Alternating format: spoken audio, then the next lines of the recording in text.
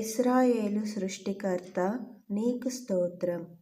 యెషయా గ్రంథము 43వ అధ్యాయము 15వ వచనం. ఇశ్రాయేలునకు కాపరి నీకు స్తోత్రం.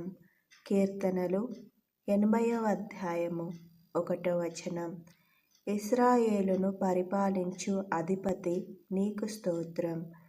మత్తయి సువార్త 2వ అధ్యాయము 5వ వచనం. ఇశ్రాయేలునకు ఆధారమైన వాడా నీకు స్తోత్రం. 1 సమూయేలు గ్రంథం 15వ అధ్యాయము 29వ వచనం. ఇశ్రాయేలునకు ఆశ్రయుడా నీకు స్తోత్రం. యిర్మీయా గ్రంథము 14వ అధ్యాయము 8వ వచనం. ఇశ్రాయేలునకు ఆశ్రయదుర్గమగువాడా నీకు స్తోత్రం. 2 సమూయేలు 23వ అధ్యాయము 3వ వచనం. ఇశ్రాయేలు యొక్క ఆదరణ నీకు స్తోత్రం.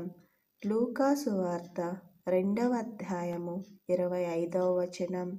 ఇశ్రాయేలునకు మంచువలెనున్నవాడా నీకు స్తోత్రం. హోషేయ 14వ అధ్యాయము 5వ వచనం. ఇస్సాకు భయపడిన దేవా నీకు స్తోత్రం.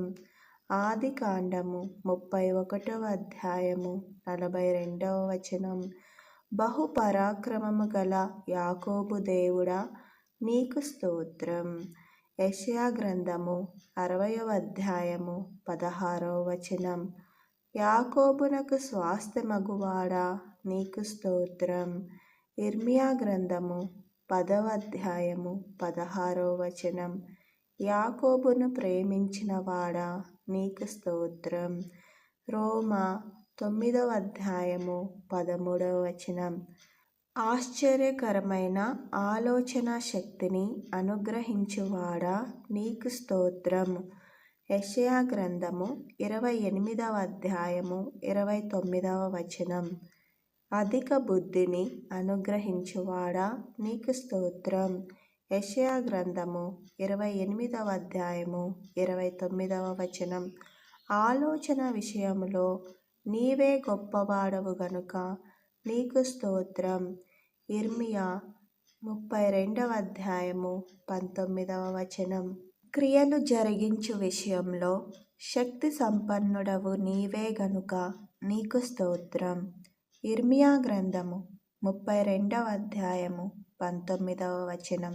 నాకు సహాయము వచ్చుకొండా నీకు స్తోత్రం. కీర్తనలు 121వ అధ్యాయము 1వ వచనం.